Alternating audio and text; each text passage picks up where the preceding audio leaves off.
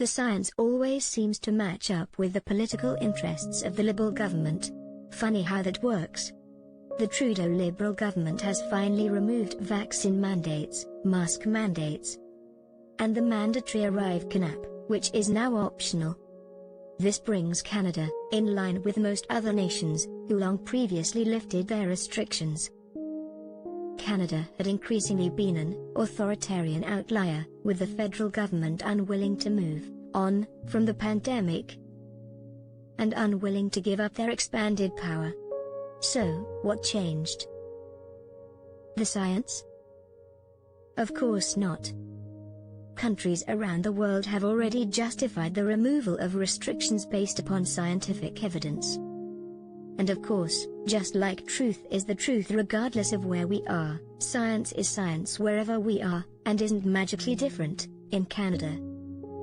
That leaves us with what really drove this change. Politics and power. Justin Trudeau has clearly relished the massive expansion of power during the government seized during the pandemic. Both he and Deputy Prime Minister Chrystia Freeland have talked about how the pandemic ended up being an opportunity for them to expand government spending and the power of the state. The Liberals have also exploited the fear-based environment of the pandemic to push for more state censorship and control over the internet. And of course, we saw how they used and abused the Emergencies Act. The Liberals didn't want to end the restrictions, but they've just watched Pierre Poilievre become leader of the opposition, winning more votes, signing up more members, and raising more money than any other leadership contender in Canadian history. And all that was after a campaign in which he pushed for the end of the draconian restrictions put in place by the Liberals. The Liberals are also watching the polls, seeing that the Poilievre-led CPC are in the lead.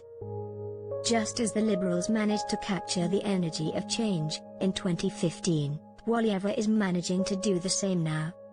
And things are much more dire in Canada in 2022 than they were in 2015, meaning the desire for change and sense of discontent is even wider.